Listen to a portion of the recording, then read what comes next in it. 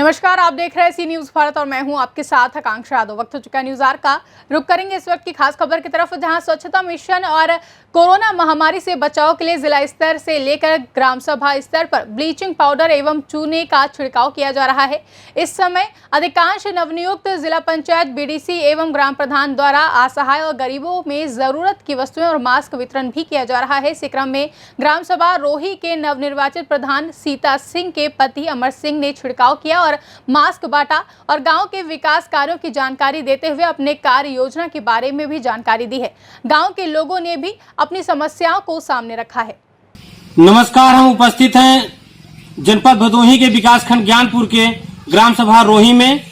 और जैसा कि आपको पता है, त्रिस्तरीय पंचायत चुनाव के शपथ ग्रहण के बाद गांवों में समितियों का गठन हो रहा है, तेजी से विकास कार्य हो रहे हैं, एक्शन प्लान बनाए जा रहे हैं और हम लोग गांव की समीक्षा पे हैं विकास कार्यों की। इसी क्रम में आइए आपको बात कराते हैं यहाँ के नवनिर्वाचित प्रधान सीता सिंह के पति अमर सिंह जी से और जानते हैं इस गांव की स्थिति और वो अपनी इस जीत के लिए गांव की जनता से क्या कहना चाहते हैं।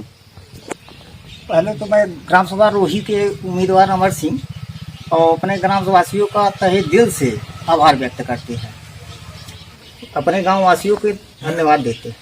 जीत मेरी नहीं, मेरे गांव वासियों की है। इस ग्राम सभा में नवनिर्वाचित प्रधान हुए हैं, आप पहले से इस ग्राम सभा से जुड़े हुए हैं। आपको क्या लगता है कि आपकी ग्राम सभा किन किन विकास कार्यों से अभी अछूती रह गई है? कौन कौन से विकास कार्य बाकी हैं अभी यहाँ? हमारे ग्राम सभा में सबसे पहली आवश्यकता तो यह है कि सभी को आवास चाहिए। आवास की अति आवश्यक है। शौचालय की आवश्यकता है। उसके बाद हर ग्राम सभा में, हर गांव में नाली की आवश्यकता है। नाली की अति आवश्यकता है, जो कि बारिश में गांव में बहुत बड़ी समस्या होती है। गांव में पानी और स्वच्छ जल का भी अभाव है। तो इसी क्रम में बात कराते हैं इस गांव के एक वरिष्ठ नागरिक से और जानते हैं। तो श्रीमान, आप ये बताइए कि आपकी दृष्टिकोण से इस गांव में कौन कौन सी कमियां रह गई हैं? खेल के मैदान, प्राइमरी स्कूल, पंचायत भवन, आंगनवाड़ी केंद्र और नाला खलंजा, आज की क्या स्थिति है इस गांव में? बहुत धन्यवाद जो कि हमारे ग्राम सभा में आप आए हुए हैं। और गांव में जो स्थिति 20 साल पहले थी वही आज भी बनी हुई है।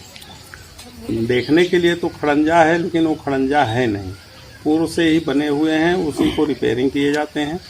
जो जल संरक्षण के हिसाब से जो तालाबों का जो है नवनिर्माण किया गया या पुराने तालाबों का जो है मरम्मत कराया गया, वो सब कागज पे ही रह गया। किसी को गड्ढा बना दिया गया, किसी को 2 पार्ट में बांट दिया गया और उसमें न पीने लायक पानी रह गया और न जानवरों को पीने लायक पानी रह गया।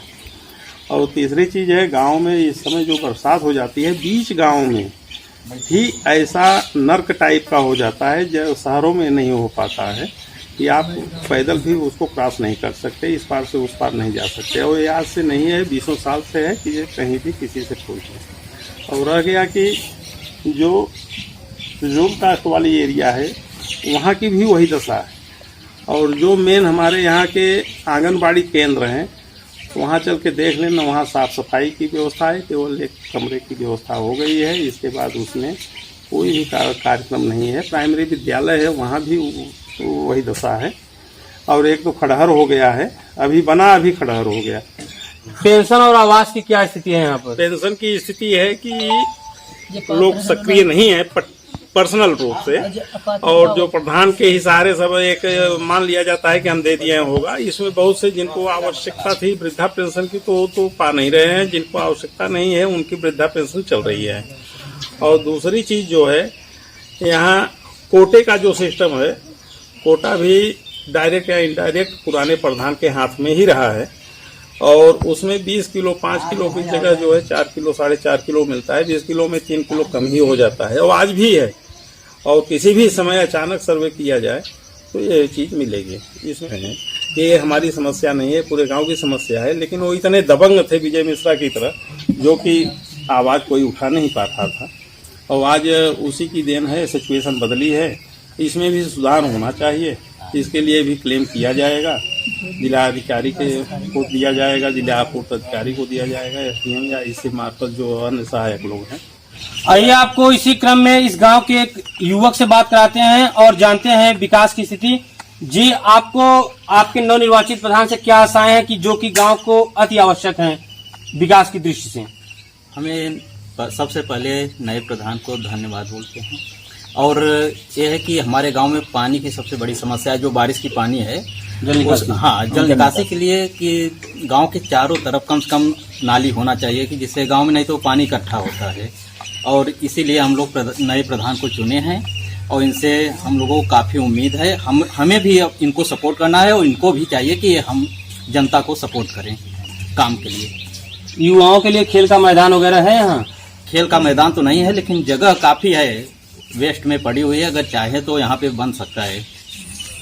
आप अपने ग्राम सभा में प्रधान द्वारा प्रस्तावित जो योजनाएं हैं उनको कितना धरातल पे देख रहे हैं? कितने % विकास कार्य अभी तक हुए हैं और आपको कितना उम्मीद है इस वर्तमान प्रधान से? आपको नए प्रधानी में जो अभी नए जीते हैं, मैं चाहूँगा कि वो पिछले 20 साल से जो विकास कार्य रुका हुआ है उसको वो बिना किसी भेदभाव के, अगर कोई वोट दिया हो या नहीं दिया हो, सबको एक समान रूप से देखते हुए वो सबका कार्य करें तथा पिछले 20 साल में जो पूर्व प्रधान के द्वारा किया गया है उस तरीके से ना करें।